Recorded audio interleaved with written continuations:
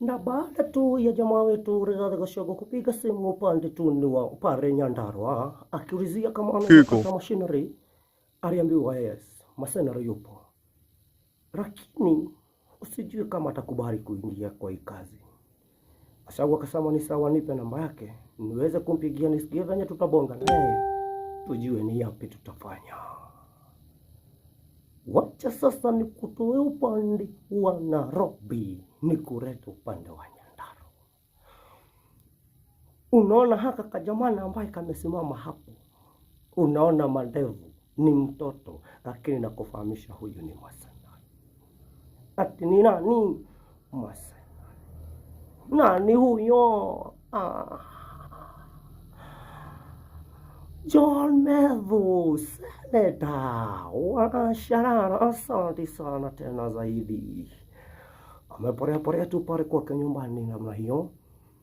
Kidogo akasikia kasimu kanaitana, akaangalia simu kashindo. Ai, nani huyu?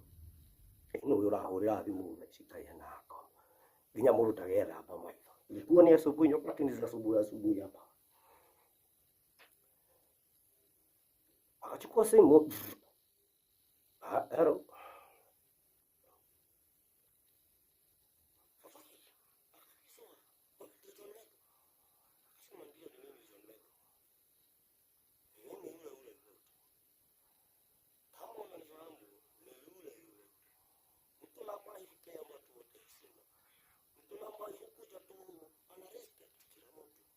Lakini kuogopa mimi siogopi. Yaani huyu jamaa anajiamini.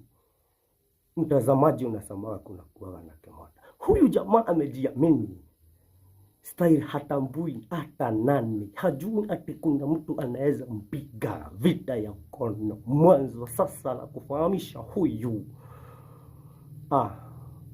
Huyu ni wazimu. Alifahamishwa basi.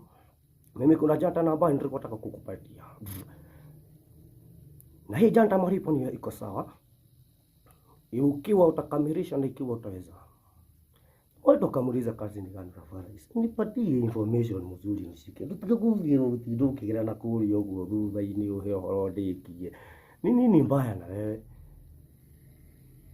Jamaa wetu kamfahamisha kuna jamaa ambaye anataka kufanya revenge kwake. Huyu jamaa alifanyia matendo mmoja tu mbaya tena zaidi. Ila tu nataka kisasi. Na nimeona mimi mwenyewe siwezi. Nikatafuta masenari. Waimbaji wameshanipea